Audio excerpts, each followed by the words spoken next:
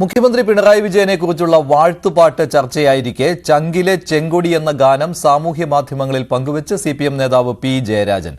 വാഴ്ത്തുപാട്ടിൽ മുഖ്യമന്ത്രിയെ വിശേഷിപ്പിക്കുന്നത് ചെമ്പടയ്ക്ക് കാവലാൾ എന്നാണെങ്കിൽ ചങ്കിലെ ചെങ്കൊടി പാട്ടിൽ അടിമുടി പാർട്ടിയാണ്.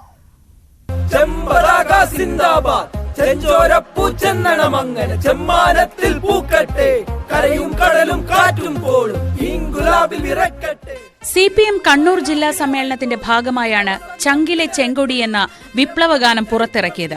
കഴിഞ്ഞ ചൊവ്വാഴ്ച തളിപ്പറമ്പിൽ വെച്ച് സിപിഎം സംസ്ഥാന സെക്രട്ടേറിയറ്റ് അംഗം എം സ്വരാജാണ് ഗാനം പ്രകാശനം ചെയ്തത്.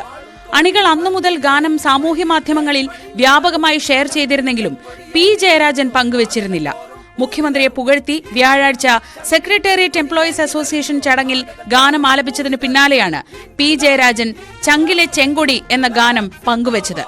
വാഴ്ത്തുപാട്ടിൽ ചെമ്പടയ്ക്ക് കാവലാളായാണ് മുഖ്യമന്ത്രിയെ വിശേഷിപ്പിച്ചിരിക്കുന്നതെങ്കിൽ ചങ്കിലെ ചെങ്കൊടിയിൽ പാർട്ടിയുടെ സമര ചരിത്രമാണ്.